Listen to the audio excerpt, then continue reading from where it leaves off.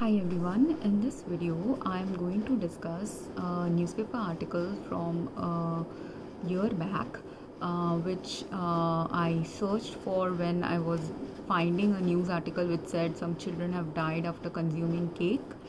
And when I googled it up, it came up that there is a girl in Punjab who died after consuming cake during a celebration at home. And in the two newspaper articles, the first one mentions that the girl ate the cake while celebrating with her family.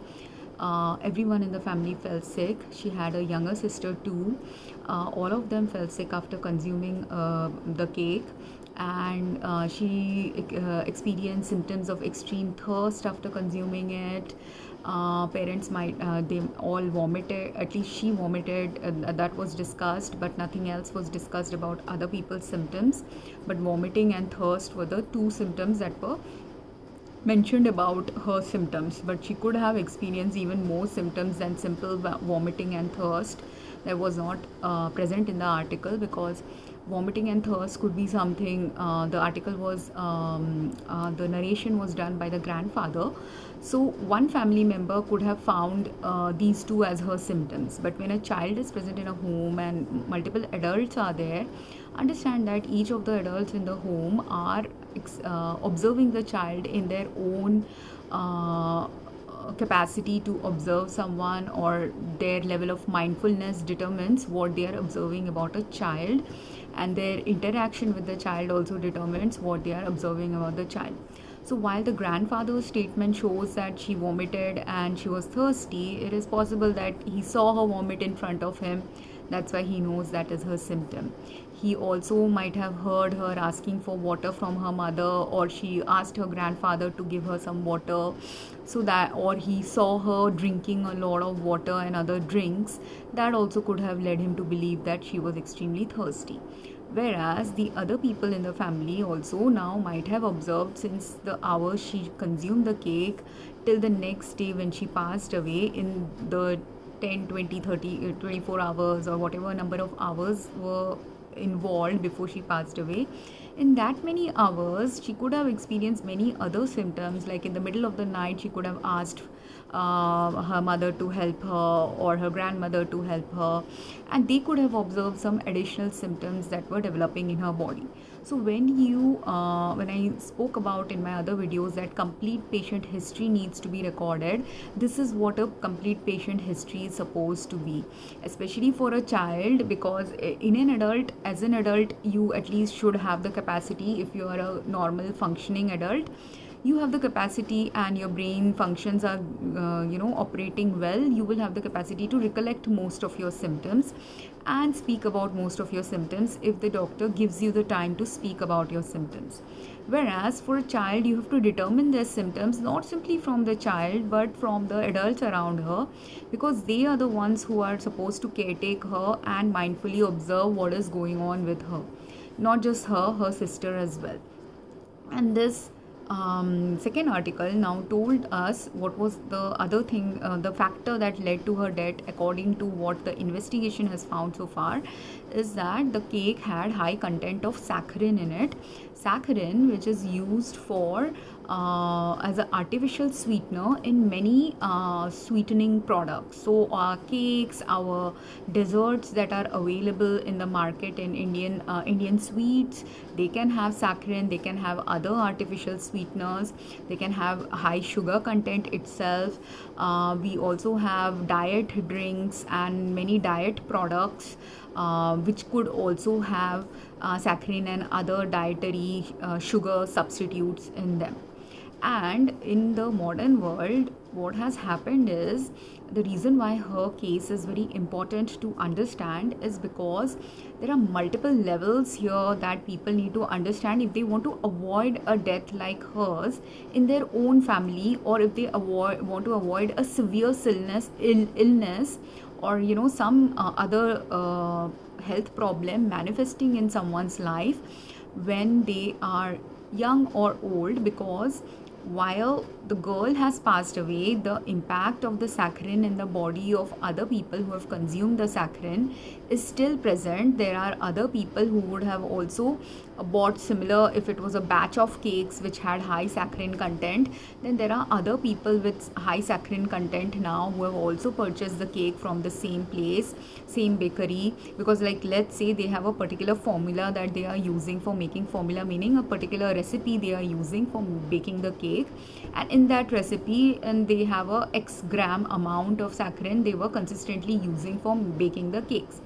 Now what could have happened is, and this is something I have observed about India, and because I had a 13-year gap when I didn't stay in India, it was a very stark observation that happened with me. And in the 13-year, so first let me give you a brief history of mine to give you a context of what I'm meaning, and then I'll explain the girl situation, because both things are partly relevant if you want to deeply understand why I'm making these videos and why understanding my videos are an important factor for those who are not suffering at the level at which this family is suffering, but who may end up suffering in the future if they or have some other health incidences similar to this incidents, without realizing where they are going wrong or what steps now need to be taken, given the fact that these kind of problems are currently existing in India as well as globally. So let me give you a very simple context first. When in India, I was raised in a Bengali family. So being Bengali, we do eat a lot of sweets. While in Mumbai, we didn't used to consume too much sweets, because in Mumbai, those sweet places were not there, or our family didn't think it important to buy sweets. So we would consume sweets in Mumbai, but only during maybe festival time, birthday time, we will eat cakes, or if some guests are coming over, we will get some sweets for them. So that was the level of sweet consumption, dessert consumption, and occasionally, randomly, my mother would make some either rasgulla, but very rarely, or custard at home. So these were the very simple desserts we used to have, and we didn't indulge our sweet tooth when in Mumbai. But when in Kolkata, every year or every few years we used to go to Kolkata for vacation to celebrate time with our cousins, or when family marriages or something was happening, we would go to Kolkata. So during those times when we are celebrating a vacation or some other thing, when we go into Kolkata, it was a very normal thing in the Kolkata households to consume a lot of sweets. So both my grandparents' homes used to always stock a lot of sweet desserts that Bengalis love to have, like rasgulla, and we would consume that very regularly. If guests are coming over, you would consume it. Even after regular meals like breakfast, lunch, or dinner, you would consume it. Most of the time in breakfast, we wouldn't consume it, but rarely on Sundays in breakfast time, we would consume it. But definitely for lunch and dinner, I was regularly consuming a lot of sweetened products when in Kolkata.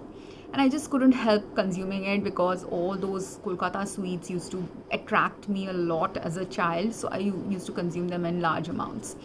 And obviously the impact also when you're consuming a lot of sugary products is, and for a whole month you are and because you're visiting family, so obviously this is a norm that when people are coming over as guests in your home, you serve them sweets. So naturally, if I would go to a cousin's home, they would obviously serve you even more sweets than normal that they might consume. Like if the family is consuming only one rasgulla in the afternoon, one rasgulla at night, when guests are there, they will serve them with 4 or 5 different kinds of desserts. So obviously, overconsumption of desserts was happening when I was traveling there. So when I would come back to Mumbai, some of my friends would ask also, you look chubbier or fatter, or some comment about how different I look was always made by them. So which was not fat shaming, it was just an observation someone is making. But these observations only led me to understand how one belief system later on it correlated with when you're reading now data about when I was a healthcare practitioner. I was studying pharmacy in India, or I went to US, studied pharmacy, became a pharmacist, and was practicing all these healthcare paradigms for my patients. at that time only the things even related to your past then clicks for you, right? That yeah, I was gaining weight because I was consuming a lot of overconsumption of sugary products was happening, which normally I don't do. Normally in my home I will rarely have one dessert once in a month or once in a couple of weeks than every day.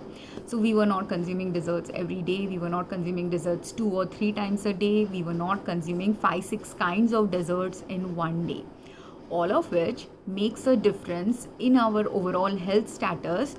Because if I'm consuming desserts every day, I will have a different health status. If I'm consuming desserts 2-3 times a day, I will have a different health status. If in one day I end up consuming multiple desserts, I will have a different health status, right? And then as a result of all these, there are now people who have developed diabetes all across the world, because there are children across the world who have these different patterns based on their family upbringing, what was going on in their family life, all of which determines children globally to consume different amounts of desserts in their daily life. So all of us were consuming now different levels of desserts.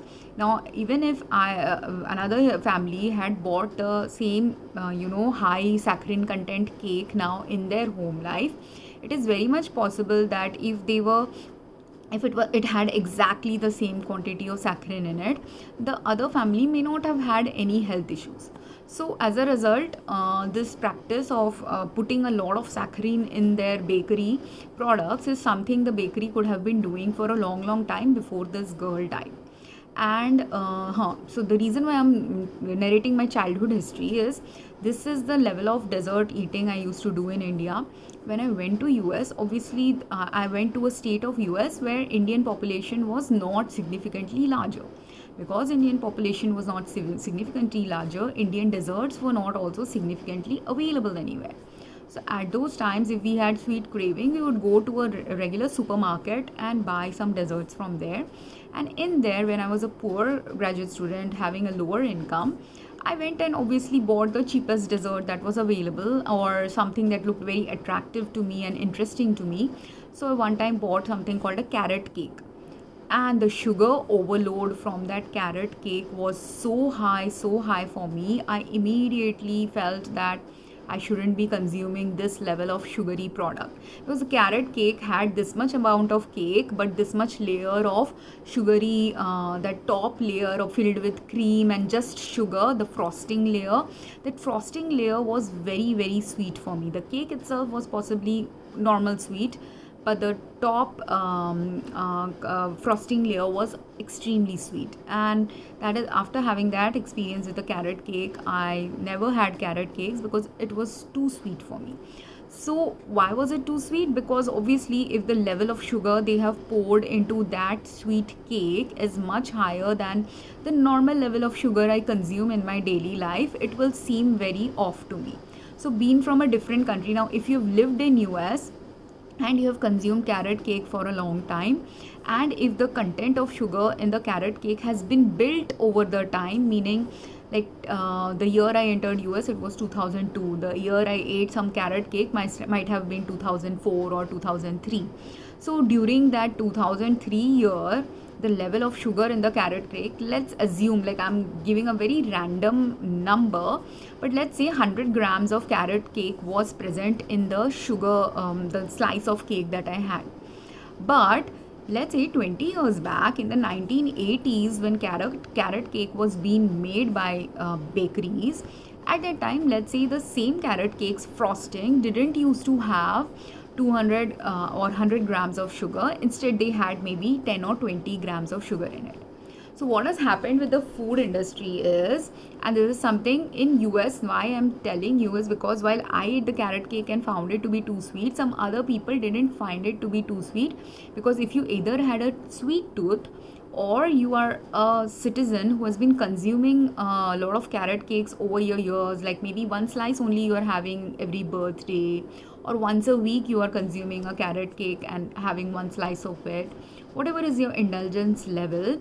Now if you were living in US, born in US, as a child in US, consuming a carrot cake with only 10 grams of sugar in their frosting, And then that 10 grams has slowly every year the bakery decided that sugar is cheaper, so I'll reduce some ingredient and increase the content of sugar in my frosting. So in the first year it was 10 grams, in the second year it was 20, in the third year it was 30. Like that, every few years or every 2 years, they slowly started adjusting the formula of the cake. And as a result, by the time 20 years have passed, it is possible that the same cake that had 10 grams of sugar in it earlier now has 100 grams of sugar in it. Just because they want to reduce whatever ingredient is costlier for them to make the cake, that ingredient got reduced, and whatever ingredient is cheap and easily available for them to bake the cake, that ingredient increased. And this thing but when the slow increase in sugar is happening, and if I have been consistently consuming once a week or once a month one slice of carrot cake, for me, my taste buds and my body is getting adjusted to the slow increase. So if the first year it was 10 grams, next year it is 20 grams. Now in the next year when I'm consuming 20 grams, slowly my body gets adjusted to the higher level of sugar in the cake. So like that, my body will be adjusting. But until when our body keeps adjusting to some toxic parameter or something that may not be overall healthy for us in the long run, but in the short run our body has compensatory mechanisms to eliminate and process out and do certain things biologically, so that anything that we are consuming that is excess for our body gets now either eliminated out or converted. So in the case of sugar, we know that sugary products, or when excess carbohydrates are consumed by our body, some of the carbohydrates in our body via our biochemical processes, now when excess carbohydrate is present than what my body needs, most of the excess carbohydrates can get now converted into fat in our body. And that's why only why does obesity exist, why does diabetes exist, all of these diseases are existing in US and globally as a result of this paradigm only, where the food industry might have been making slight shifts in some formulation of the food they are making and selling to someone, but that slight shift initially doesn't impact anyone's health in a great manner, especially those who consume that product very rarely. So who will start showing up the symptom of increase in sugar in the carrot cake? The person who will start showing the most symptom of the increase of sugar in the carrot cake is the one who's consuming the most.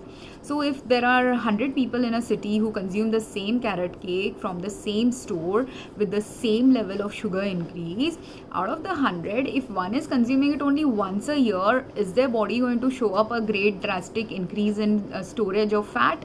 No. Or diabetes? No, because they're only consuming it once a year. A little bit of excess sugar in their body will immediately get processed up. They might go for exercising. There are people who are very health conscious, so they go exercise and burn away all their fat and things like that. So because of which, those who are just consuming it one slice once a year, they may not experience any problem with the high increase in sugar. But those who are now consuming it once a week, they will have a slightly greater impact than one who is only consuming it once a year. The one who is consuming it multiple times a day, like just not carrot cake. Let's say carrot cake is one example I'm giving, but there are carrot cakes, there are cookies, there are other kinds of cakes. And if each of the different bakery, and you consume like carrot cake from the grocery store, cake, another passion fruit cake from another grocery a bakery that you love, then you have cookies from any other fast food chain that you go to, or a grocery store, or you bake your own cakes and cookies at home. So like that, there are people, families who can consume now cakes every day, or cakes and cookies every day, or cakes and cookies and other sugary drinks every day, right? So when we are consuming it every day, there is a different impact. When we are consuming it occasionally, there's a different health impact. And when in one day, when I'm consuming a lot of sugary products, there will be a different health impact. And those who are doing this overconsumption of a lot of sugary products or a lot of sugar-based products, they now started developing obesity. They now started developing the diabetes-related conditions, which are two of the very evident direct impact of overconsumption of sugary products. That is when this was happening, when diabetes and obesity became a health challenge in US. What then started happening, the food industry decided, let's combat the health challenge by now selling some sugar substitutes, and that's how the sugar substitutes like saccharine has come in the market. The saccharine, aspartame, and many even and in newer sugar substitutes, there's truvia and stevia, which are from plant extracts. So many sugar substitutes have now come in the market, wherein if instead of sugar, you can now replace the sugar with a sugar substitute. Now, if you look in the article, the newspaper article mentions that saccharine that was present in this cake is 300 to 400 times more sweetening than regular sugar. So now, let's say there is a bakery who has decided that they want to become health conscious. So they are switching from a sugar-based cake that they were baking and want to make it now into a diet cake, or they are getting demands for diet cake from customers, like how you have diet Pepsi, diet Coke, diet drinks.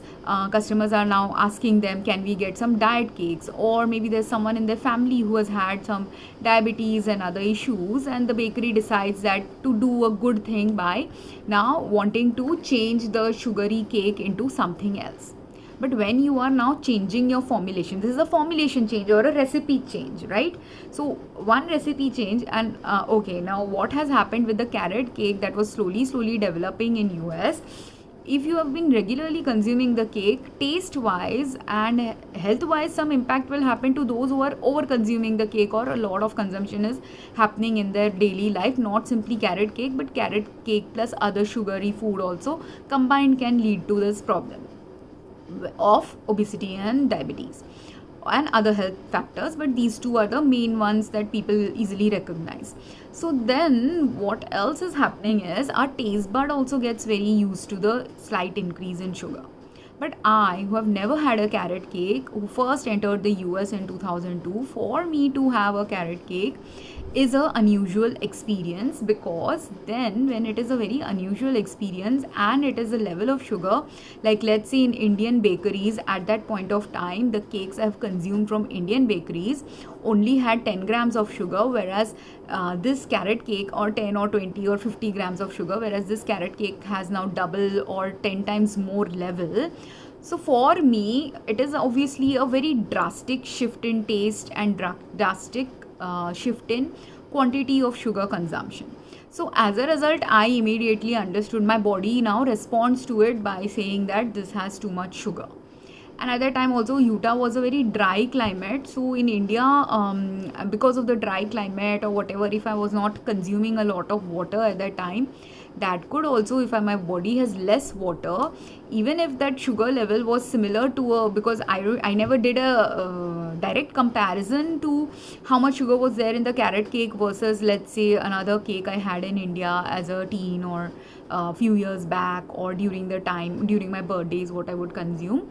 I haven't done a direct analysis, but it is also very possible, while Indian cakes had 50 grams, they had only 100 grams, but it's still double, and then the impact of it can get doubled in your body when you are consuming less water, and water is not there to dilute the dosage or because if you have right amount of water in your body, the level of water that you need in your body to keep your body in balance, some of the cake will be diluted. If I have, let's say, my body is 70 kgs and 70% of our body usually is water, so 70 times 7 is 70%, meaning about 49-50 grams of my body will have water. But if I don't have 50 grams of water in my body, at that time, if I have only 30 grams of water, because maybe someday or for a lot of days I didn't consume the right level of water for my needs, at that time, in a 30 gram body, 100 out of 30 is 100 grams of sugar is there in 30 grams of water. in my body, right? Whereas in a body that has consumed now the appropriate level that my body needs, and I have 50 grams of water, then 100 out of 50 is there. So do you see the ratio of the concentration of the chemical in my body is higher, gets higher when I have consumed less water and my body has less water. So that time also I will feel very thirsty. So there are 2-3 different reasons why you can end up feeling very, very thirsty after having consumed a very high level sugary product. And it can also happen not simply with high level sugary product, it can happen with any other high level tasting product. It can be a bitter product, it can be a salty product, it can be a sour product. Any of these products, when it is at a higher level, it can lead to our body having this thirst response, because our body wants to dilute it away so that it doesn't stay taste wise also, and in the concentration level wise also, it doesn't stay toxic within our cells. So because our cells need a right balance of chemicals in it, and if the cells become very, very largely chemically concentrated, that can also lead to cell death or cell harm or body's functional harm, which is what essentially unfolded in that girl's health, that the concentration of the chemical in her body was at high level, that it led to cell death, cell harm, and whatever symptoms that she was showing. Because if you are vomiting, or anyone else in the family also, when they immediately started vomiting, that vomiting is happening to them in order that excess thing that is there in their body, that excess chemical that has been consumed by them, the body is immediately reacting to it. Body knows this is harmful. I may not know this is harmful because I may not have the clinical information, scientific information, medical information about what is harmful for me in the logical way. But our body is designed in such a way that our body knows when something is harmful to us even before I consciously have the information about it. So because my body already knows that whatever ingredient is there in the cake is harmful for me, it is causing these people to now vomit or have diarrhea or show other symptoms like sweating, depending on how much cake you ate. If someone ate only 1 centimeter of the cake, for them the consumption of the saccharine was possibly not that high. They might have just sweated it out or felt a little nauseating or something. Whereas if someone ate 2-3 pieces of cake, now that person might end up vomiting the most, who consumed most cake. But is it just the cake that was impacting her health? That is another thing people need to understand. And then she was a small child, because she was smaller child in size. Her consuming, if she consumed 1 slice of cake and her grandfather also consumed the similar size of cake as her, for the grandfather being more robust in size, taller in size, being a male, being someone with greater weight than her, all of these means that the same slice of cake would have given him lesser symptoms than her. Or if her mother consumed, again because of size differences, again her mother's impact of the cake would be different. But she also had a younger sister who in most families, your younger sibling is usually smaller in size than you. Some cases your younger sibling can be larger in size than you. Now it depends. Now if the sister was larger in size, that has an impact also, because again if the sister ate the same number of cakes or same slices or same gram of cake as her, and the sister was a little bit more robust than her, then obviously the impact of the cake was slightly different in her body because of weight differences. But if the younger sister was indeed still smaller in size than her and being younger, and she still didn't get the same symptoms as the older sister, even though they both consumed the similar size cake slice, that thing also needs to be understood deeply. Why? Because why did the older sister die if they both consume the same cake and the younger sister is smaller in size, but nothing happened to her, or whatever symptoms she showed didn't end up causing her great health harm? that needs to be examined, because for other kids and other people who have now consumed some cakes like this, because it's not true that this incident is just Punjab specific incident. There could be other bakeries in the world who are making saccharine cakes or other aspartame cakes or other ingredient based cakes, where they don't realize what mistakes they are making while making the formulation that they are making. And it is important because if saccharine has 300 or 400 times more taste of sweetness producing capacity in your taste buds, then what happens is, if your cake's formulation currently shows that in your cake recipe for one 500-gram cake you will have 100 grams of sugar in it, for that same half kg cake with 100 grams of sugar, normal sugar powder, if you are now substituting that cake with aspartame or saccharin or any other artificial sweeteners, and those sweeteners have low calorie, when they will have low calorie and no calorie or other whatever advantages those sugary products have, when you are using it in the appropriate amount. So aspartame likely you don't need with saccharin 100 grams of saccharin to now give the same sugar taste in your cake. So actually for using saccharin, maybe you don't need 100 grams. And this is, I'm not a food technology expert. So this, any food technology person listening to this, maybe you can comment here or make your own educational video about this related to what is the equivalent amount of sweetness saccharin will produce in your system. And if I find some articles on it, I'll definitely link it here. But my intuition says that if saccharin is capable of giving 300-400 times higher sweetness, that means that you don't need 100 grams of saccharin now to make your cake. You may only need 300 times less amount of saccharin to make that cake. Which, if you don't understand chemistry, if you don't understand these equivalency and proportionality things, what you will assume is, all I need to do to replace my formulation from a 500 gram cake which had 100 gram sugar to a artificial sweetener based cake, because people are demanding diet cakes, is that I have to now add 100 grams of saccharin in it. And which is what will make, and which is what I believe the bakery might have done. They have just replaced, everything is same except that instead of sugar they are replacing it with saccharin, but not doing the equivalency needed to replace it.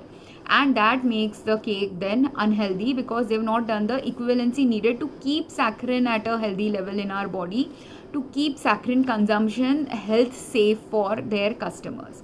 And this thing, anyone who is now switching into a diet cake or branching out into regular cake plus diet cake, they have to understand this formulation change, and their cakes now have to be substituted by something else. Like if say their cake needs now only 10 grams of saccharin instead of 100 grams of sugar, now that cake will not stay 500 grams then, right? It is going to be 400 grams of other ingredients, 10 grams of cake they are baking. So now they will have to sell it as a 400 gram cake than a 500 gram cake, or they have to do other formulation changes to now again keep it at a 500 gram level. Does that make sense? So this is one thing that could have unfolded in that bakery. Second thing, these are two other observations about Indian recent years in India that I want to make. And again, because like how I was new to US when I went to US as a 20-year-old in my 20s, at that time everything that was very different from Indian systems were making my health now have those extra responses, different responses than someone who's slowly getting attuned to formulation changes. For them, immediate impact for those people will not happen. But for someone who is new to a country and not native to that area, for them, anything that is different in that area that your body is now not attuned towards, you will immediately experience it, especially if you are a sensitive soul, if your body has been created to understand that sensitivity, if you are mindfully observing what is different there, if you also have some other scientific and other knowledges that helps you in pinpointing what is different there, which is how I eventually understood. Not in my 20s I understood why I found the carrot cake to be extremely sweet. But over time of practicing as a healthcare practitioner, getting more knowledge as a healthcare practitioner, having other life experiences similar to the carrot cake experience, and then having the medical information when dispensing that knowledge to my patients in US, that is how I slowly developed this understanding of what was happening with that carrot cake. Similarly, that experience with the carrot cake also unfolded for me in India with other sweets in India. So when I used to, again in initial years in US, I used to consume a lot of sugary products like Pepsi, orange juice, desserts, ice creams, and cookies I used to consume a little less, but even cookies I used to consume, and cakes were something we used to consume during birthday times. And other desserts I didn't used to consume because the other Indian desserts were not as often available in Indian restaurants. I didn't used to go and eat outside in Indian restaurants or go searching for any sweet dishes. Neither did I make any sweet dishes in my own home life. So as a result, initial consumption of all the sweet products that I was consuming in US was mostly American sweet products and very rarely Indian sweet products. So now what happened is, now my taste bud is not used to consuming Indian sweet products. It is my personal thing that happened. There are many Indians who miss their Indian sweets, so they started making Indian sweets at home, and they started doing some or going and buying sweets from those stores that do sell Indian sweets in Utah. But I wasn't doing that, and I wasn't making that, so I was consuming only American sweets and desserts. And then over time, when I was gaining a lot of weight because of consuming sweets and other things that were leading to my weight gain, I slowly understood where my weight gain was happening, and then slowly started losing weight, doing dietary changes to ensure that my weight gain is not at a 80 kg level, because I'd gone from someone in my 70 kg weight range to 80 kgs within a 2-3 years of living in US. So then I started doing dieting so that I will reduce my weight, and from 80 kgs again I slowly after doing a lot of dietary changes where I cut down Pepsi like products, cut down eating sugars and cookies and ice creams to such a level where earlier if I was consuming it daily, now it has become once a week or once a month consumption. And as a result, my weight also dropped within the next few years. But now that I was reducing my consumption of sugar, what started happening is, during my 13-year stay in US, every 2-3 years or one year later, like that, like sometimes I would come to India after 1 year, sometimes I had 2-year gap, sometimes I had 3-year gap. So like that, 4-5 times in my stay in US, every few years I was coming to India. So initial few years when I came to India, consumed Indian sweets because I was still consuming sugary products in US. My taste buds didn't find any differences in Indian sweets. But the moment I had now started cutting down my sugar consumption or even diet sugar product consumption, because I went from consuming sugar products to diet products as well. But in the diet products also I realized that they're not healthy, because the data had shown up that diet products have carcinogenic components in it and other health impact. So as a result, I also stopped consuming diet Pepsi, regular Pepsi. All these drinks I had stopped consuming for many years.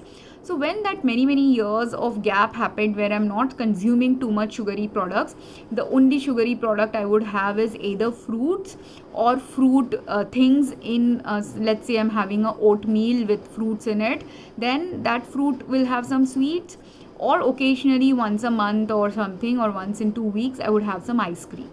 So my level of sugar consumption from daily consumption or 2-3 times a day consumption had drastically reduced. So that time point when I came to India and consumed Indian desserts, I started now having problem with Bengali sweets, because now 8-10 years had passed since I had lived in US, and in those 8-10 years my body's sugar consumption had reduced, whereas in those same 8-10 years the level of sugar now, like how in the carrot cake from 10 grams 100 grams now might be present in a carrot cake, this was also happening with our Bengali sweets. So, and I'm saying Bengali sweets more because I was consuming more of Bengali sweets. I was consuming some non-Bengali sweets as well, but mostly Bengali sweets was what I was getting exposure to whenever I would visit my cousins in Kolkata or live with them. At that time I was consuming them. So now that in within 8 years the sugar level has now increased in their sweet products, and because of sugar being cheaper, they could have reduced, like if dessert needs khoa plus sugar plus coconut plus other ingredients in it, they need 3 ingredients or 4 ingredients. But they can see that they switch it to a little bit more sugar and little less of the other ingredient like nuts or coconut, which could be more expensive. They are reducing the coconut level, increasing the sugar level. This is for a non-Bengali sweet. But in a Bengali sweet, let's say khoa is used, paneer is used, they'll reduce the paneer content, increase the sugar content, or whatever it is that they were doing. What started happening is they were also doing the same. This is a normal pattern of human nature. We want to give products which are cheaper for us to sell, or if they want to keep the price the same as what it was before, or don't want to increase the price too much because customer level might go down at that time, people do this is a normal business practice of many businesses. But then what starts happening is the quality of what you're selling starts getting compromised when you start making these changes. Initially the quality is not compromised when you're making very slight level change. So if from 10 grams of sugar you have now giving 12 gram sugar and 2 gram less of coconut in it, or 2 gram less of paneer in it, that is fine.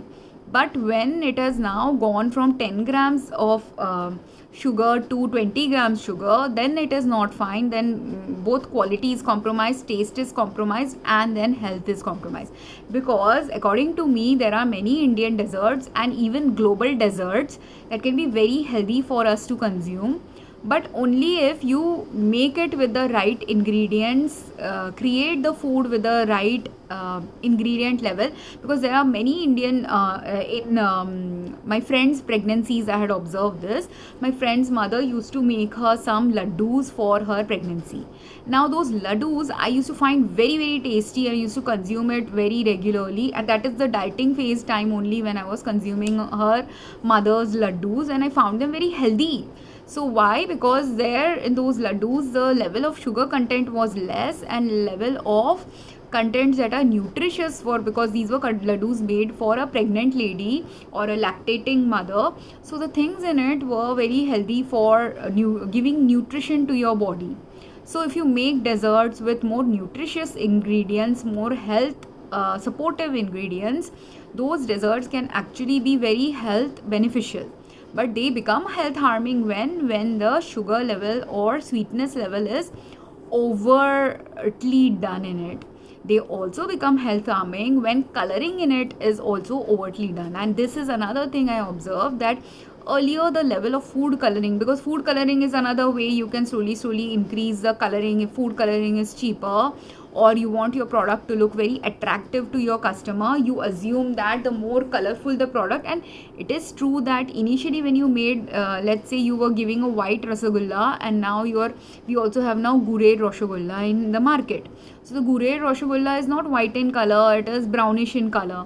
Or there are other also orange colored rasgullas also which are available in Kolkata.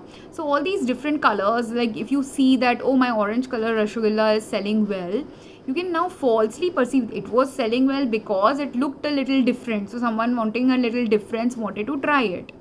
But if after trying it they liked it, they continued eating it, you will have a market for it, right? But that market also now, initially when you have added only, like let's say 1 drop of food coloring to it and made it orange in color, it might be still health safe because it's very minor food coloring added to it.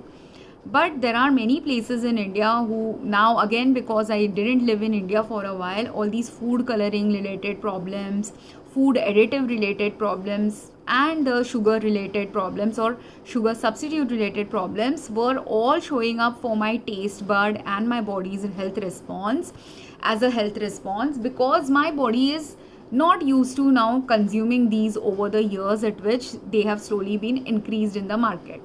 So 10 years back the sugar level was a X level, now it is X plus 5 grams more or X 2X level. So obviously my body is understanding it, because 10 years back I didn't used to live in this country. or 20 years back I used to live, but at that time the level of sugar in the products were much less. Or even if it was equal, then I had dietary phase changes. That's why also they started seeming too sugary for me. So that was one thing. Second thing, with the food coloring now, like 10 years back, you might have been only adding 1 drop to give it a orangish texture.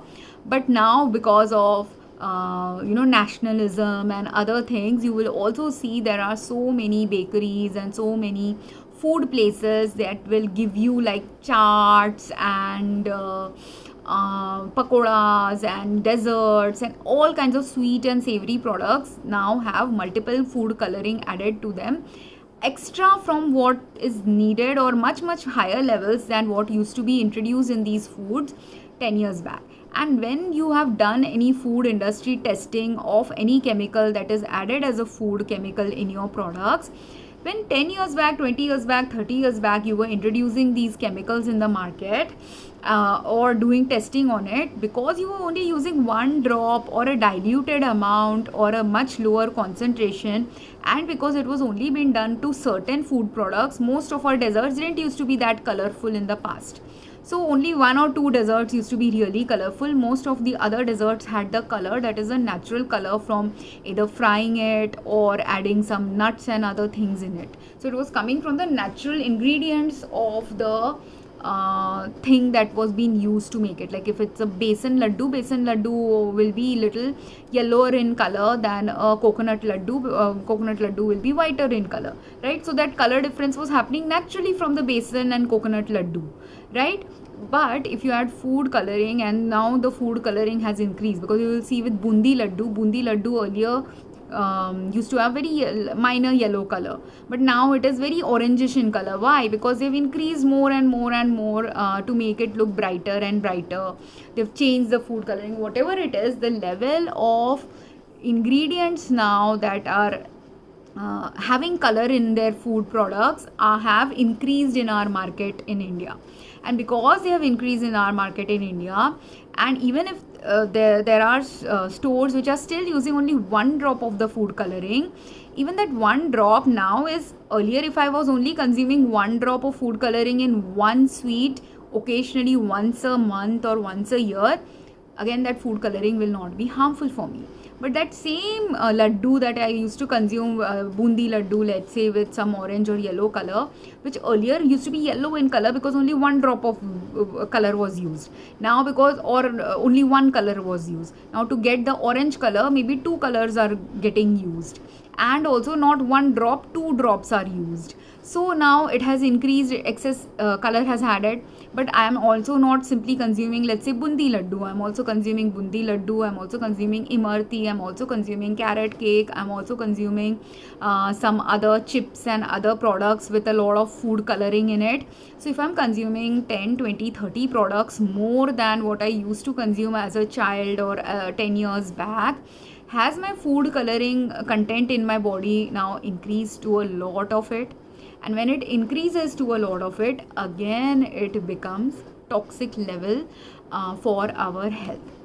And this is with normal food coloring that has already been known to be safe for you, but now has become harmful simply because you are over consuming that product, or in some person's body it will become toxic and harmful. The person who is consuming a lot of food coloring based products and the body food coloring based plus possibly other things, all of which together, if minor food coloring is there, and even if the food coloring was minor level toxic to me and I was in good health status, it gets eliminated by my liver, it will get processed out by my body as a toxin by the body's immune system's functions to eliminate toxins from my body. But the moment it is not simply food coloring, but it is maybe food coloring plus saccharine plus other ingredients in my product, and not just one product but possibly multiple products I'm consuming, that is when my health harm now escalates, because my body has multiple sources of toxins now floating around in my body, which if it is in lower amount my body can easily process, I'll have a healthy body. But the more and more, and over time when it is slowly increasing the health harm, my body is trying to fight it. But how much can your body fight it? Your body over time, after 10 years, 20 years, that's why only in our middle age and old age, we end up having certain diseases related to these toxin exposures only, which in our 20s, when only small levels had been exposed to our body and was getting cleared by our body, we didn't understand. In our 20s, 30s, 40s, if we had a good lifestyle where we are having active lifestyle, where we walk a lot, do a lot of back breaking labor, at a time also when you're essentially, while doing a lot of laborious work, you can detox some of these things. But when now after your 40s you're getting tired, the tiredness can happen because your body is not able to detox it out. And then a compound effect starts happening, that you're tired also because your body is not able to detox it out.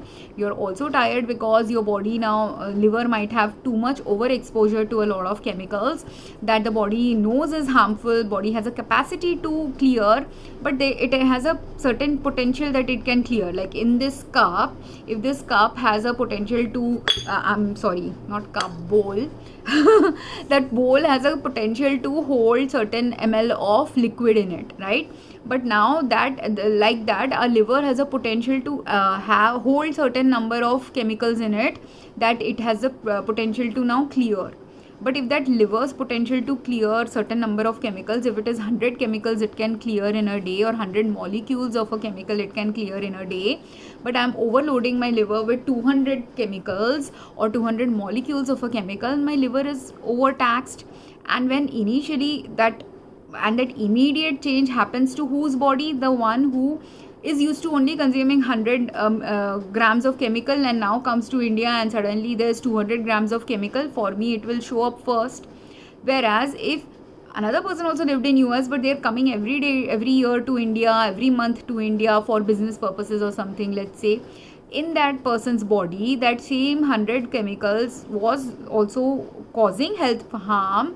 But slowly, because every year they were coming or every month they are coming, instead of 100 grams of that chemical, now they had 110 grams exposure first.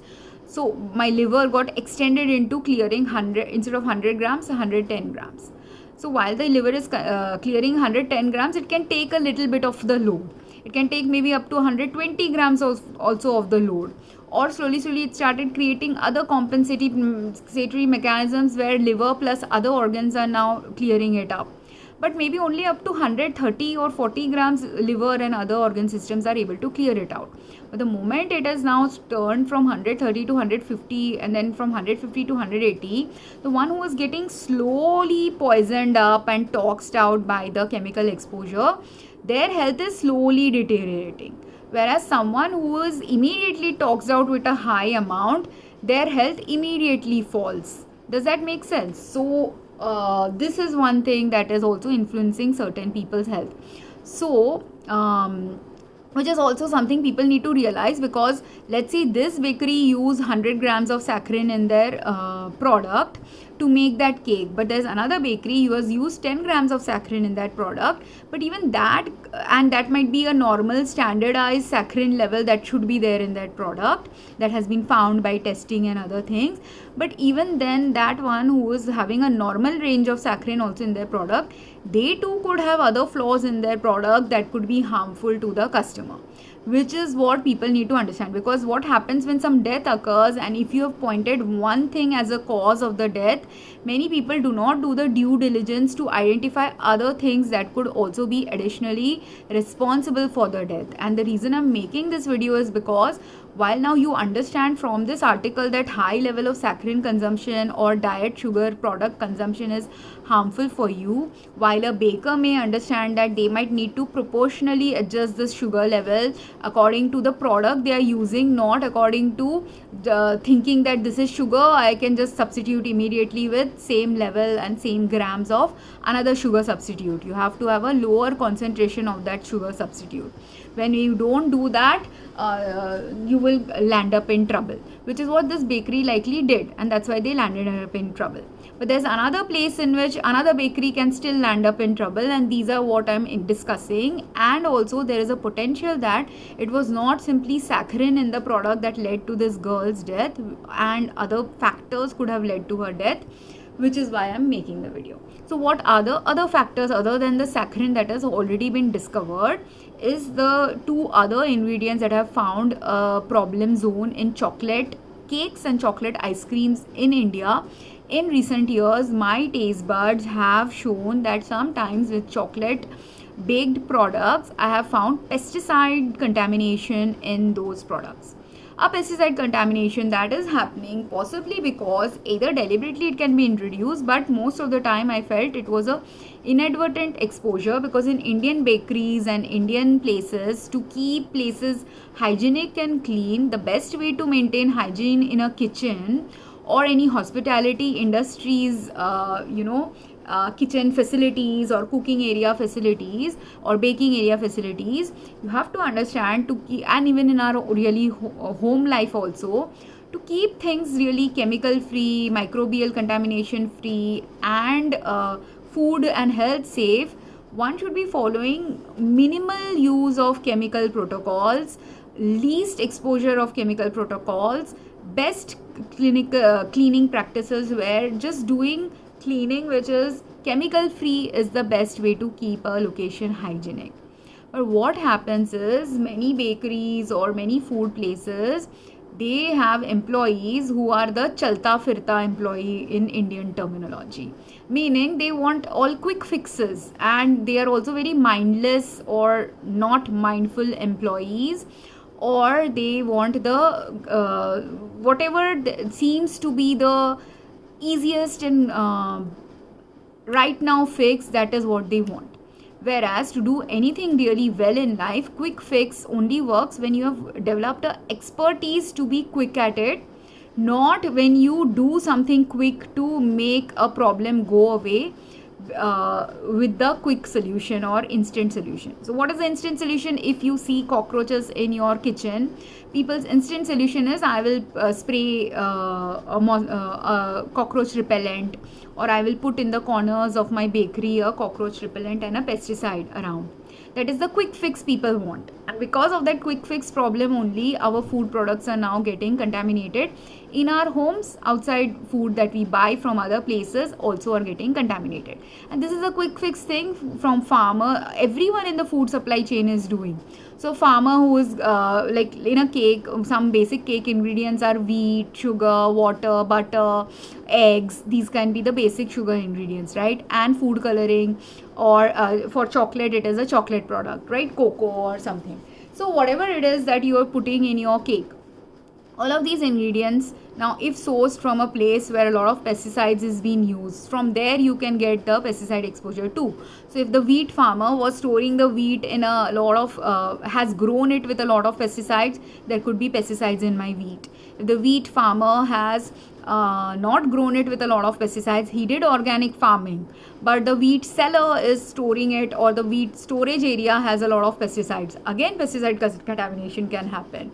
If the wheat storage area was not having pesticides in it at the farmer's location, but it was sent to a retail store, in the retail store, if there was a lot of pesticide spraying and the bags in which the wheat is being sold is not airtight, then also pesticide exposure can happen.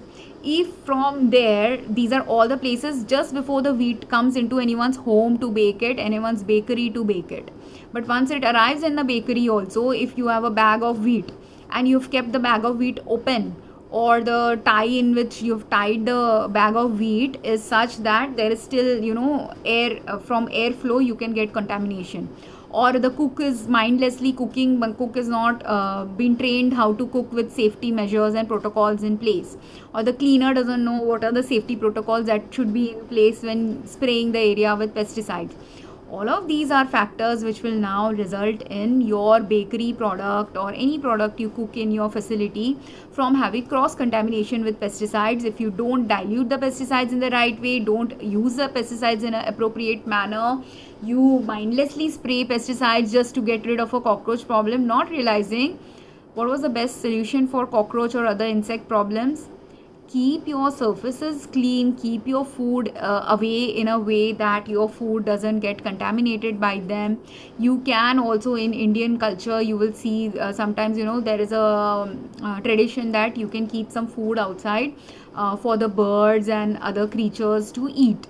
So that food that you're keeping for the birds to consume, if you keep that food outside in your bird little in a bird house or in a small bowl outside your home, what will happen is you're offering a part of your food to other animals. So, or if the farmer doesn't make too much of a, because we do need other planetary creatures on earth, so those planetary creatures have a purpose on earth, so you can't kill those creatures. In our quest to kill the creatures that are needed to provide some balance on earth or balanced healthy living on as living, which will happen when the ecosystem is balanced, which if the ecosystem goes off balance is the time when you will have excess pestilence. When your cleanliness strategies are not right, it will cause excess pestilence, because the kitchens where you're keeping your kitchen clean, your kitchen area is free of food, you're not going to get pests there. But if you don't keep your kitchen clean, if you're not cleaning it appropriately every day and small food particles are lying around, that's when the cockroach or ants or other insects will start coming into your kitchen. Secondly, so if you had mindful workers who understand how to keep a kitchen clean, you will not have this problem. Another problem is the kitchen where you're using too much of and you are in a kitchen where your kitchen sewage system directly dumps very nearby to your building. At that time also, what will happen is, if you're using too much soap like ingredients to clean and not using like soap like ingredients should be used to clean when it's very very greasy. Otherwise, you should be using mild cleansers, natural properties of biological products, cleansing elements to actually keep your kitchen clean.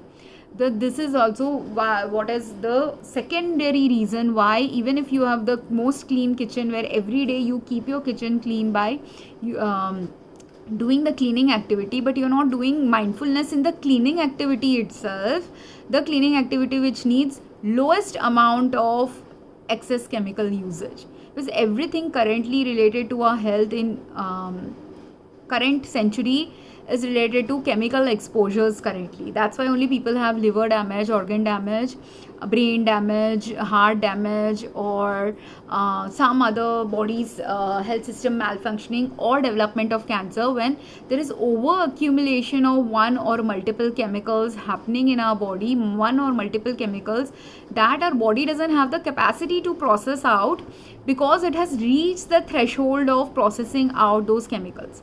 And the only way to detox it is slowly, and obviously our body now being exposed to higher chemical content means that we can't immediately detox from all of these in the one day. Like, let's say I consume chips with orange food coloring, have fruits and vegetables which have red food coloring, have some spinach which has some other chemicals in it, and these are what my body is used to consuming for long years. So now for me to detox, I have to do a very slow detox. So if there are 10 products that I am consuming with lot of food coloring, from the 10 products, reduce it to 8 products first.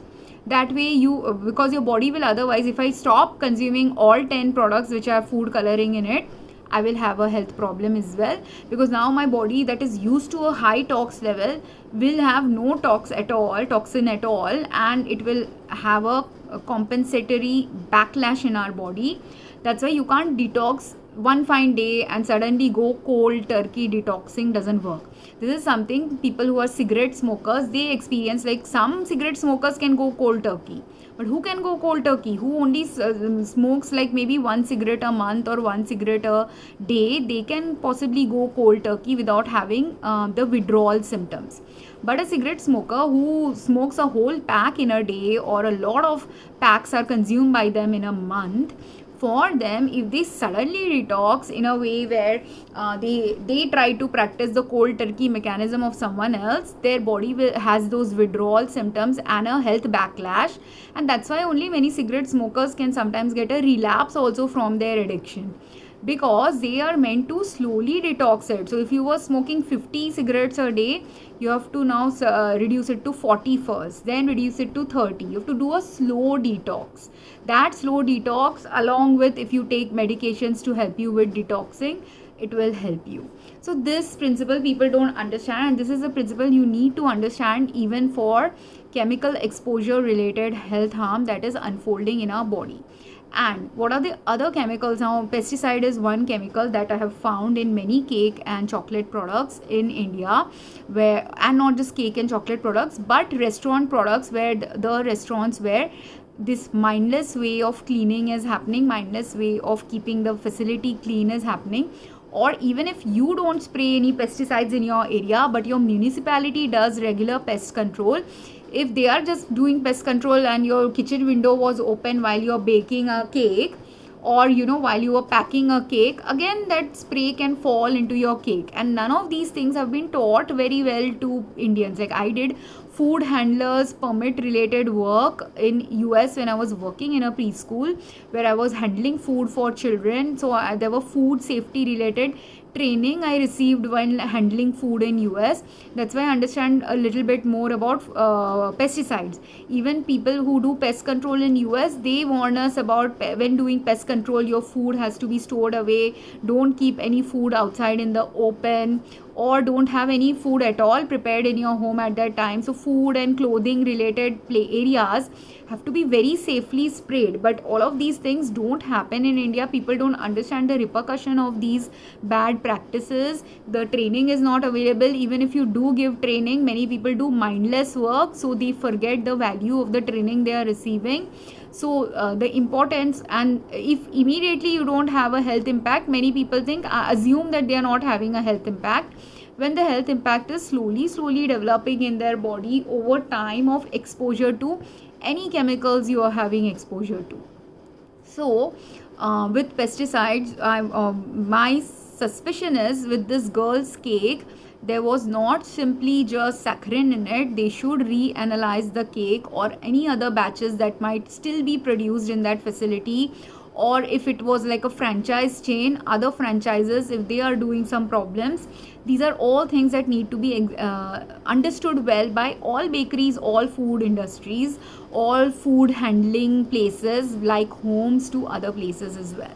Okay, so this is related to pesticides in cakes. And then finally, and even like from every element of food supply chain has to examine this in the right way to solve it in the right way. Because this day when this cake was baked, if let's say, if not in this cake, there was someone else who also had food poisoning and they couldn't understand why they had food poisoning from consuming a cake, this is something they need to understand. They could have had pesticide poisoning in them if they consumed a cake with pesticides in it.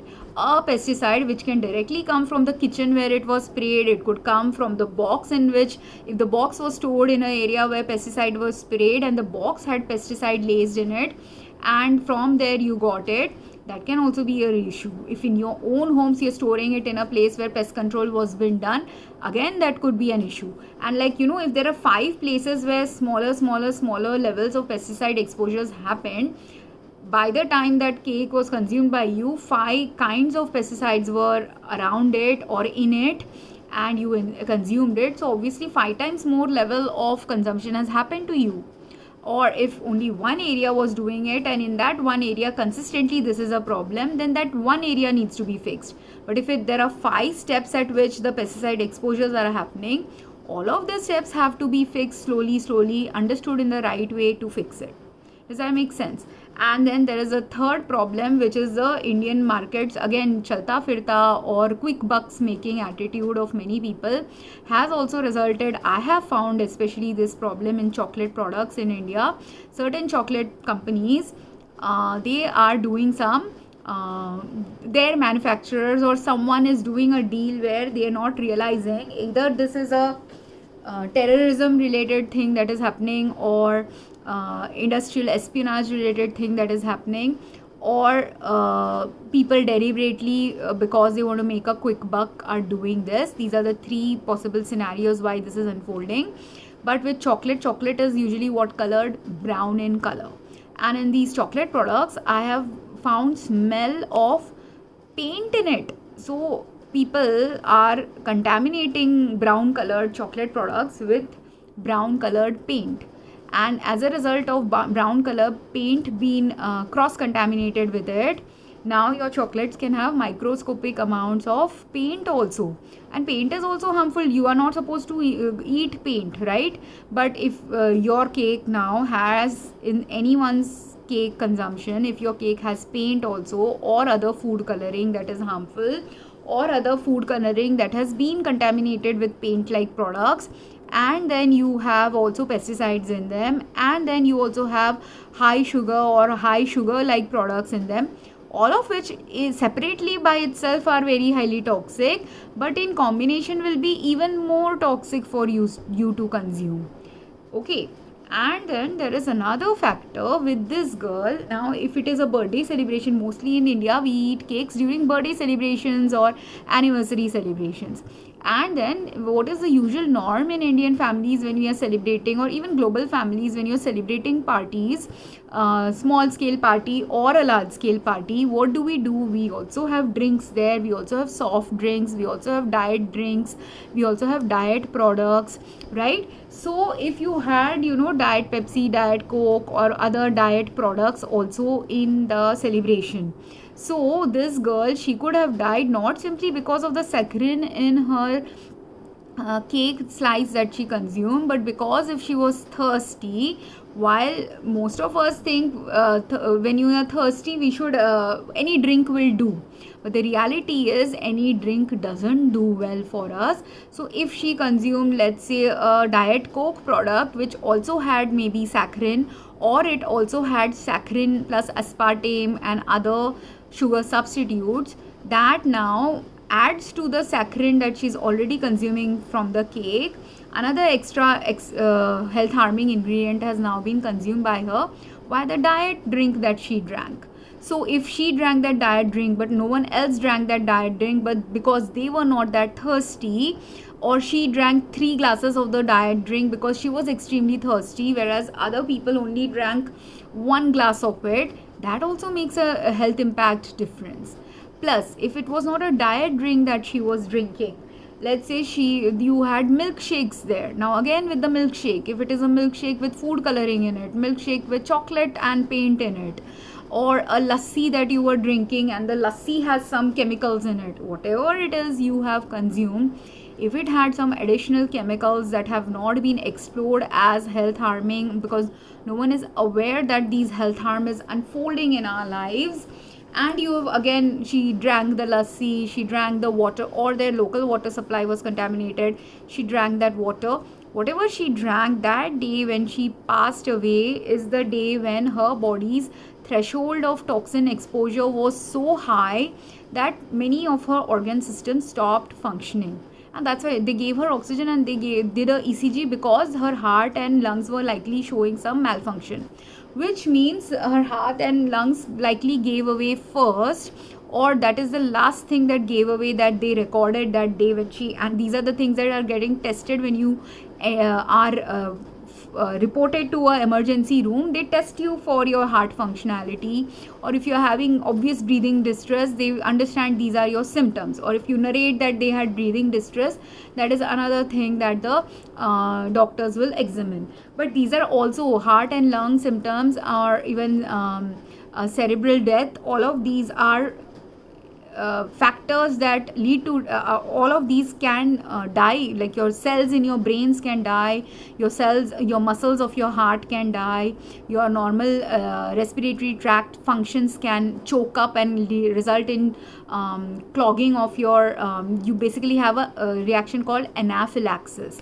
And in anaphylactic reaction, any extra toxin that were consumed by you, or something that you are allergic towards if you had consumed, that results in something called sudden hypersensitivity allergic reaction, which causes your lungs to completely choke up, and then you will have respiratory failure, or your heart failure, or some other body's organ system failure, which develops in what body? The body which has had the most toxin exposure, or the body who is highly sensitive and allergic to something that no one might have known she was allergic to, because in micro levels or minor levels that allergy wasn't impacting her, but at high levels the allergy to that product impacted her in such a way that it led to a organ failure related death. And then when she was also, there is another thing that people need to understand, when you are consumed now these toxic products, like let's say all of them consumed the cake and all of them had vomiting symptoms, but the adults who had only one, because the adults are taller and fatter in size and all of the different gender, they might have just vomited or had nausea and that's it, and they might have vomited only one time. Whereas she being a younger child and she having some extra, and also like let's say the pesticides spraying related thing happened in the facility from which the cake was purchased, then at that time, let's say, because this I have experienced in some cakes I have consumed, where this very small size choco lava cake I am consuming, and in this small size choco lava cake, not the entire cake has been sprayed with a pesticide, but one corner of one inch space of the cake had pesticide. Rest of the cake was okay. Why? Because possibly when the box was stored somewhere where they have, like let's say they have stacked like 10, they know that their average customers selling that day is 100 choco lava cakes. A store knows that. If they know they are going to sell 100 choco lava cakes, they might have already packed the products and kept them in a table where 100 packages are there. And at that time, let's say while the cake has been stored, someone has inadvertently mindlessly sprayed around that area, and a little bit of the box got exposed to the spray. Then what happens is the area of the box that got exposed to the spray, or the area of the cake that got exposed to the spray, that cake area will have pesticides, whereas the rest of the cake doesn't have pesticides. So what can happen then is, while saccharine was the one main key ingredient leading to death of this girl and illness in everyone else, her slice of cake had possibly saccharine plus pesticides also in it. Or her slice of cake, and if paint is also another ingredient that was getting added, her slice of cake could have more paint in it than the other cakes. Because again, baking processes, the way in which you're baking now, mixing process, like if you have a mixer grinder that is used, like food processing industries usually have some mechanical devices now, and large scale bakeries will have mechanical ways for baking a cake, right? So when they have mechanical instruments for baking a cake, that instrument again has been the number of turns you have to give, the number of stirs you have to give, that is also very fixed in a food and baking industry. And that stirring is based on what? Stirring is based on normal chocolate being present as an ingredient.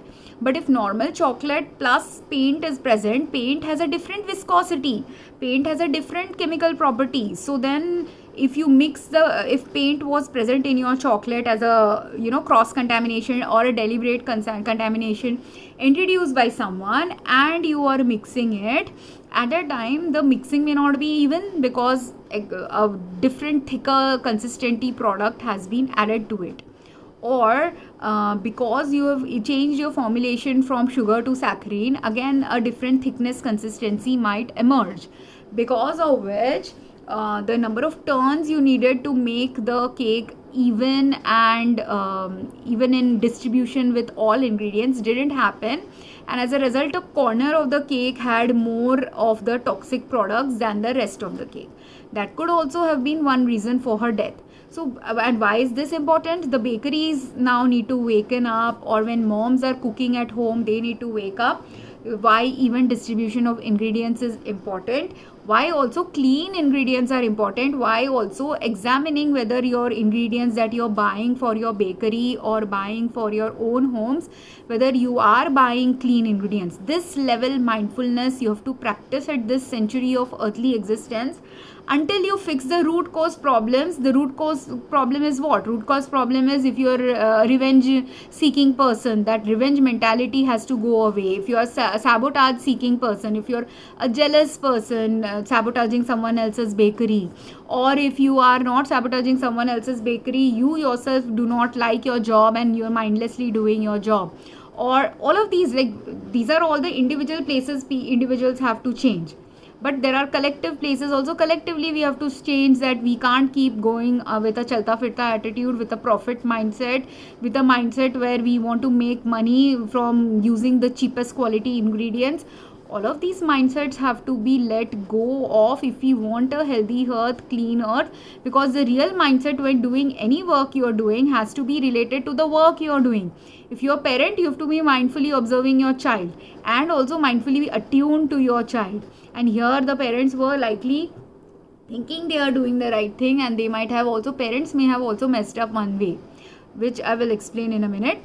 But so if she had the major chunk, and at the bakery, when the bakery is doing bakery goods production and selling and packing and whatever is your job role, that role you have to do really well. If you don't do it, each bit of people who didn't do their job role well or didn't understand the greater extent at which they have to do their job is the level at which a distress and harm unfolds, and then that harm eventually ends up causing deaths like this girl's incidents. A death which was avoidable, but provided all these things were examined by the different people involved in her death and understood well by other people involved in her death, so that if this family now just stays stuck in the paradigm that the reason why she died was we ate poisoned cake, is a bad paradigm, because you have to also understand your other child can also die, your elderly person can also die if you do not follow some of the other things I'm mentioning here. Like if you are consuming, a family that is very usually consuming a lot of cakes, you just don't stop buying cakes from this bakery, but you have to also now start consuming cakes which are being made really with right mindful ways, cakes which don't have any contaminations in them. You have to also maybe think about, do you really need diet cakes or do you need health safe cakes? Understand the difference. There's a difference between a diet cake and a health safe cake. That difference you might need to understand. You might need to understand, do you want to keep consuming dietary drinks or should you stop consuming dietary drinks? Do you want to keep buying food from the market that is poisoned, or do you want to, if you have some social contacts on a higher level, you're a socioeconomically very rich family, can you work in the sphere of influence you have to create a India or create a lifestyle where all these different elements that are distorting and made this cake really toxic, those parts are not there? Because like, let's say you are a multimillionaire, you have now the capacity and choice to use your money to start from farming level to selling level, all the different practices of cleanliness and hygiene and proper balanced healthy living aligned practices have to be unfolding in all these multiple levels of what you are creating for a customer, giving to a customer. If you're not a multimillionaire businessman who has got a business food related practice, but you are someone who is just a housewife baking at home, you still need to be mindful while baking at home a cake that you want to make at home, by ensuring your ingredients don't have pesticides, by ensuring your ingredients don't have paint, by ensuring your ingredients are rightly balanced with the substitutes that you're using if you are wanting to make it a little health safe. And also becoming mindful, if you are a mother, you have to be mindful about what you're giving your child, or a father and a grandfather, you have to be again mindful about what you are giving a child. Because now herein is the parents' own practices, apart from just the purchase practices that they have done here during this party. If the child was vomiting a lot, many Indian families have these, not just Indian families, this is a global practice that has emerged, that the moment we are sick, we want to take a tablet to reduce our sickness, and that people think is a very healthy practice. When I will, as a pharmacist who has sold medicines to patients, I will tell you, unmindful use of drugs is not a healthy practice at all. And there are reasons why our body responds with vomiting and poop and sweating like responses when toxins are in our body and accumulated toxins are in our body. At that time points, if you actually allow the patient to vomit out the toxin, it is more healthier for the patient. So if she was vomiting out, if like let's say her slice of cake did indeed have saccharine plus paint plus pesticides in it, her body's response, all three are toxic to her, all three need to be vomited out or pooped out. So she was vomiting and pooping, but seeing her vomiting and pooping maybe, or she was only vomiting continuously, Her parent thought, oh no, I don't what is going to happen is here the unmindfulness of a parent happens. If a parent is truly caring, there are many, you will see parent videos also of who is a mindful parent, who is not a unmindful parent. That distinction you can make. If a child is vomiting out, if a parent intuitively understands this is connected to her child or his child, they will understand that allowing the child to vomit out the toxin will be helpful to then after vomiting out, then giving them some nutritious balanced food will be better for them, or giving them nutritious balanced electrolytes would be better for them. But that electrolyte replacement might not have happened in their family, and they instead of following mindful health practices which would have allowed the child to vomit and poop, then given her things to calm her stomach down, replenish her dehydrated state. Instead of doing that, if a parent is unmindful or ignorant or uneducated about what is health safe, what they can do is they will give anti-vomit products or other anti-diarrhea products, some of which will stop your peristalsis from happening and will stop your vomiting from happening. But when the vomiting has stopped, the ingredients are now accumulating in your stomach. Okay, when you're vomiting and poop both has been stopped, much more of the ingredient is now staying settled in your stomach. And when it is staying settled in your stomach, what is happening? The longer duration, it's the reason why your body was vomiting it or pooping it out is because it shouldn't be absorbed by your body. The healthiest response is, if a toxin has been consumed, it should immediately be pooped out, vomited out, sweated out, or peed out. This is the quickest way to eliminate a toxin from your body. But if that is not happening and the toxin is now settled in your stomach because you gave a anti-vomit medicine or anti-vomit plus anti-diarrhea medicine which stops the motility of your body. So the motility is stopped. Because the motility is stopped, the chemicals are now accumulating in her stomach.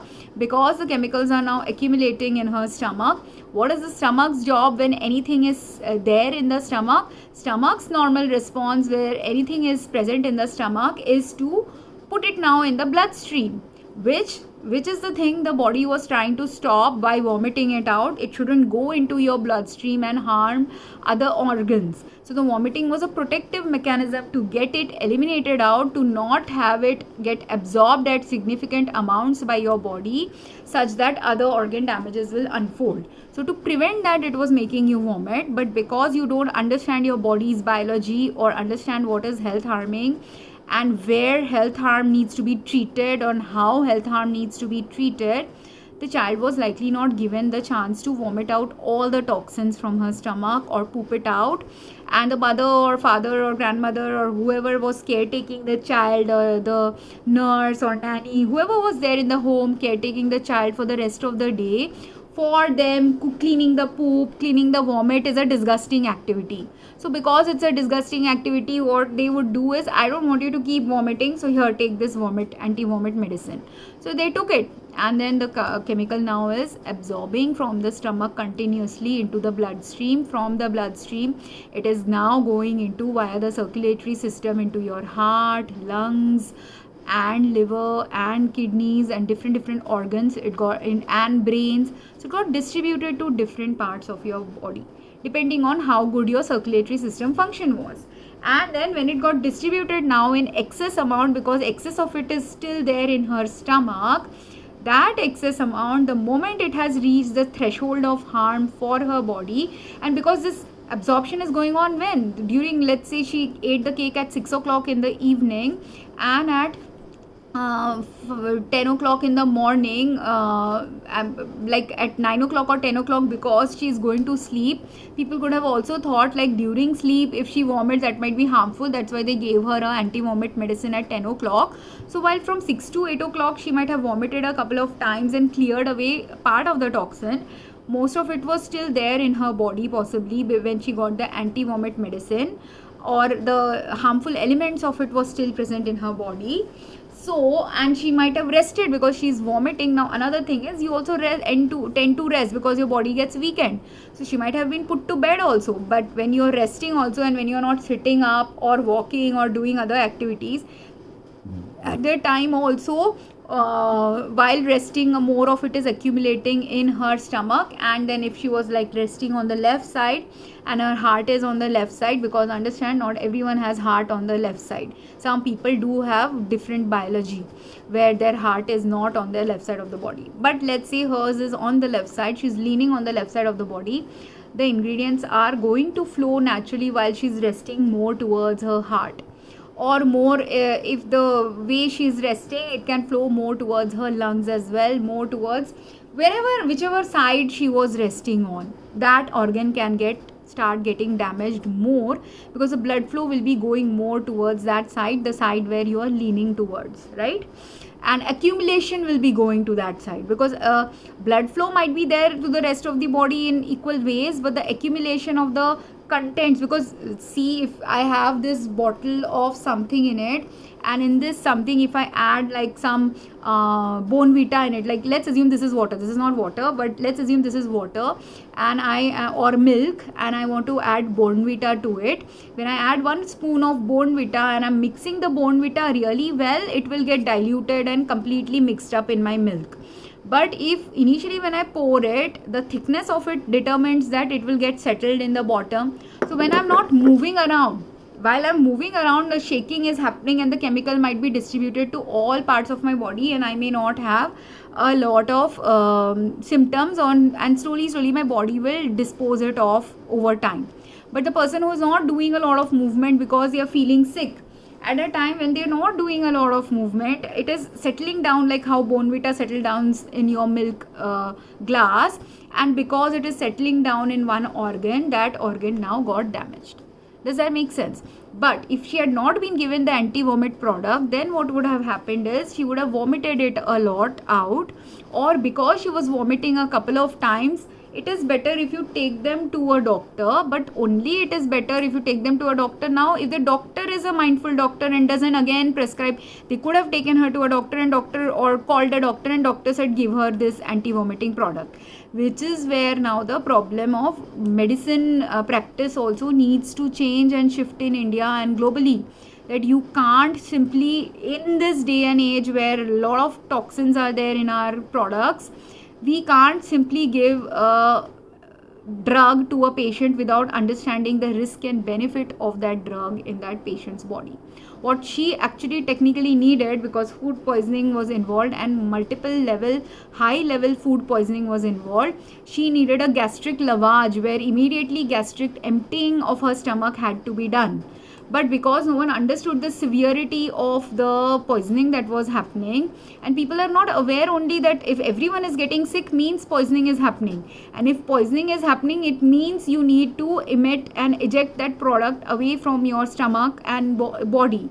This is the key thing people need to understand about poisoning. Exposure to the poison has to be minimized, reduced, eliminated. But if you don't eliminate that, allow the body to eliminate it naturally, or if you don't give the extra thing, like while everyone else in their family processed it naturally via one vomit, via one poop, or 2-3 days of vomiting and pooping, they naturally did it. Whereas her body had the highest tox levels, and there were other factors possibly causing her to be highly tox, because she could also have undetected, undiagnosed illnesses in her body that no one knew about, where maybe her liver was functioning a little poorly, or her heart was already weakened due to some other anomaly that no one knew about. But all of those also, individual specific factors also make it a contributory factor towards someone's death from happening. And the way you don't have that death happen is realizing these, that do not give anti-vomit products if the person is vomiting. Instead, take them to a ER. And the ER or a doctor has to realize that if excess vomiting is happening, again, do not give anti-vomit products when excess vomiting is happening due to food poisoning. It means the body is showing that some excess toxic thing is inside their body. So they need to be detoxed at that time, not given things to add to the toxin load in their body. And even when getting detoxed, you can't just, if already someone is at a heightened state of allergy, allergic hypersensitivity reaction can occur in them. If you give them now injections or other things that are not aligned with their health, So patient history, that's why is important. Understanding patient symptoms is, that's why at a mindful observational level is important when you're working in a ER or when you're giving emergency rescue to a patient. You have to observe mindfully whether the right emergency rescue is being given to the patient as well, and right emergency intervention is given. And then that's why only you need a lot of mindfulness and a lot of intuitive understanding of a patient's health status to understand whether what you're doing to a patient, whether it's the right intervention and or not right intervention. But in one of my videos, I've talked about how, if you have antisocial personalities, unmindful personalities, why it is a problem. It is a problem in these areas where you are not attuning intuitively to the patient, not understanding intuitively what is the best intervention about the patient, not observing even the patient's symptoms itself to understand that when excess vomiting has happened, it is high level poisoning going on. So you can't just simply rest it out, or you can't just simply sleep it out. Resting and sleeping also added to her harm. Giving her medication also added to her harm. And then if any other medicine other than anti-vomiting or anti-diarrhea medicines were also being given to her because she had some other health conditions also going on in her body, that could have also led to her harm. So because there's a lot of things like drug interaction, drug chemical interaction, the chemical that was given as a drug also becoming a poison in her body, that could have added to her harm. All of these levels you have to understand and wake up if you don't want your child or an adult or yourself to pass away or suffer greatly from something that could be avoidable, but is avoidable only when you understand the extent at which you have to be mindful, understand the relevance of the practices that you normally follow, and the places where the relevance of those normal practices should be shared for you to understand you will cause harm if you practice something that is normally practiced. For her, she should have been taken to a ER the moment she's vomiting 3-4 times. And for her, then also whether a right intervention will happen only if the ER or a doctor she took the patient to, or anyone took the patient to, is also mindfully aware about poisoning symptoms, mindfully aware about when high level poisoning has happened, how to detox a patient in the right way, what medicines to give, what medicines to not give, what medicines would be harmful to the patient at that point of time if you don't understand what is the poison that is present in their body, and what medicines might be also a harmful medicine to give to a patient when they are at a high level harm, when they are at a high level allergic hypersensitivity reaction level potential. And there's another allergic hypersensitivity related video I have to make. I'll put it in a next post related possibly to this girl or not, I'm not 100% sure, but it may be related to her case as well. But there are other people who have died as a result of allergic hypersensitivity reaction, where people have not understood again all the factors surrounding the allergic hypersensitivity reaction, which I will talk in the next post.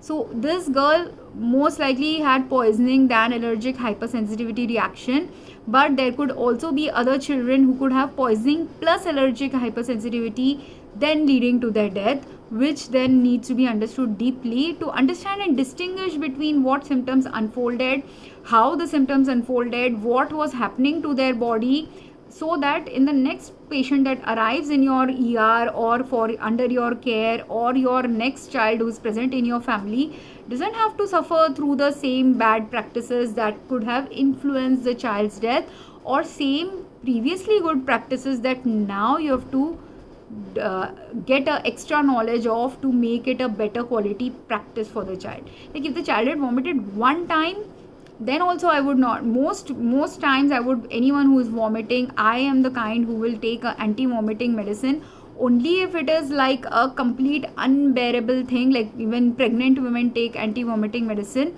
and because they're continuously vomiting and their body is now exhausted vomiting, at the time you give them that pill, it might be more health safe, and they are drained of water, drained of energy. But usually after a vomit, you should try to replenish their fluids, replenish their electrolytes, give them the right electrolytes. And here again, let's say there is another family who had similar incidences where they gave the electrolyte and still the child was not recovering. Herein comes again the problem of food coloring related issue in our electrolytes that are there in the market, and water contamination and pollution and other ingredient contamination issue even in your medications, because this is another thing that people need to realize, which I'll make a next video about. Here let's only look at the food angle and the medicine angle. In the next video I'll talk about more about the medicine angle related to when you are giving a treatment for vomiting itself. Okay, so hopefully this was educational. Anyone has questions, comments, wants to connect with me, please look through my page to get to my social media connections. Thank you very much and have a great day.